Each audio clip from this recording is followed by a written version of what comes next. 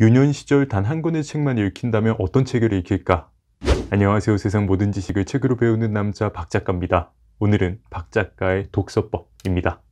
일요일 서점에 나가보면 초등학교 5학년쯤 되는 학생들과 그 손잡고 온 부모님들이 가장 많이 보여요. 제가 호기심이 많아서요.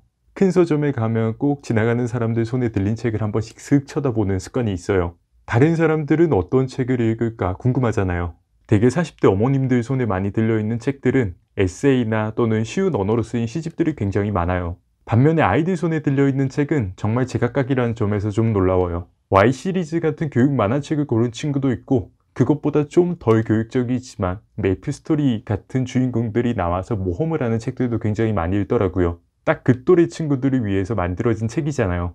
책을 소개하는 입장에서 아이들이 어떤 책에 관심이 많고 또 그 책들 사이에는 어떤 상관관계가 있는지 굉장히 궁금했는데요. 그간 관찰한 결과로 내린 결론은 아이들은 대체로 모험에 관심이 많다는 거예요. 세계인이 가장 사랑한 동화 어린 왕자. 이 책도 어린 왕자라는 주인공이 낯선 행성을 모험하면서 겪게 되는 에피소드를 그린 거잖아요. 걸리버 여행기. 워낙 오래전에 읽으셔서 잘은 기억이 안 나실지 모르지만 한 사람이 주인공이 거인국과 소인국을 오가면서 겪게 되는 고난에 관한 에피소드를 서술한 책이거든요. 잘 생각해보면 어린 시절에 걸리버 여행기 읽으면서 그 주인공이 겪게 되는 고난에 감정 몰입했던 경험들이 한 번씩은 다 있으실 거예요. 유년 시절 아이들한테 호기심을 길러주라고 하잖아요. 그렇지만 호기심이 하늘에서 뚝 떨어지는 것도 아니고 옛날처럼 강으로 들로 뛰어다니면서 세상을 배우라고 할 수도 없는 거잖아요. 이때 필요한 게 뭐다? 책이죠. 유년 시절 단 한 권의 책만 읽힌다면 어떤 책을 읽힐까? 저는 위인전을 읽혔으면 좋겠습니다.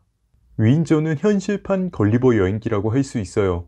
표면적인 의미는 뛰어나고 훌륭한 사람이겠지만 뛰어나고 훌륭한 사람들은 어떤 식으로든 삶에서 모험하고 도전한 사람들을 일컫는 말이거든요. 그리고 위인이라 불리는 분들은 대부분 다 돌아가신 분들이에요. 자서전과는 사뭇 결이 달라요.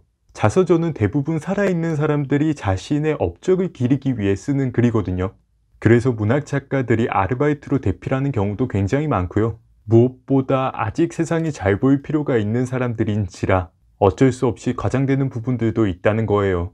하지만 위인전은 달라요.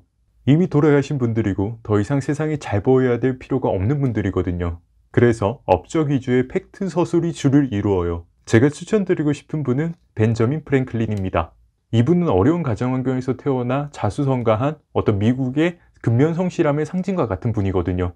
보기 드물게 경제계와 정치계에서 모두 성공한 인물이에요. 돌아가신 지 200년이 넘었음에도 아직까지도 많은 현인들의 스승이라고 불리는 분이에요. 우리의 위인들이 모두 다 그렇듯 10살에 학교를 자퇴하고 아버지가 운영하는 양초 비누 공장에 들어가 일을 시작해요. 7년을 일하고 17살이 되던 해, 이런 식으로는 도저히 우리가 가난에서 벗어나지 못할 것 같다라는 것을 직감하고 영국으로 건너가서 그 당시 최첨단 기술이죠. 인쇄업을 배워서 본국으로 돌아와 창업을 해요. 그런데 이 사업이 꽤나 잘 되는 거예요. 그래서 이분이 뭐라냐? 잡지사를 인수해버립니다. 그리고 그 유명한 가난한 리처드의 달력이라는 것을 발간하기 시작해요.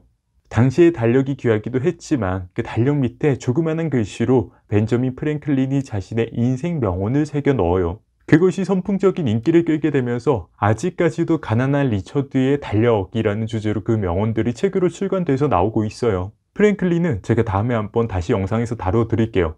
위인전의 가난한 재미있는 사실은 어른이 되면 위인전을 잘 안 읽는다는 거예요. 그냥 한순간 존재했던 환상이라고 생각하고요. 그들을 운이 좋았던 사람쯤으로 여기고 맙니다. 쟤는 운이 좋았지만 나는 그렇지 않아. 하지만 어디까지나 자격지심에 불과해요.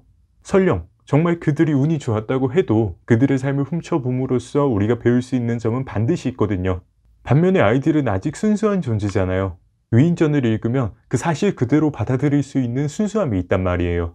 결국 독서란 남의 삶을 훔쳐보고 그 훔쳐본 것들 중에서 장점만 뽑아서 내 삶에 적용시키는 것이다 라는 것을 반드시 기억하면서 이 영상을 보시는 학부모님들께서는 아이들한테 좋은 책을 읽혀주는 멋진 부모님이 되시기를 응원하겠습니다. 저는 다음 영상에서 찾아뵙도록 하겠습니다. 안녕.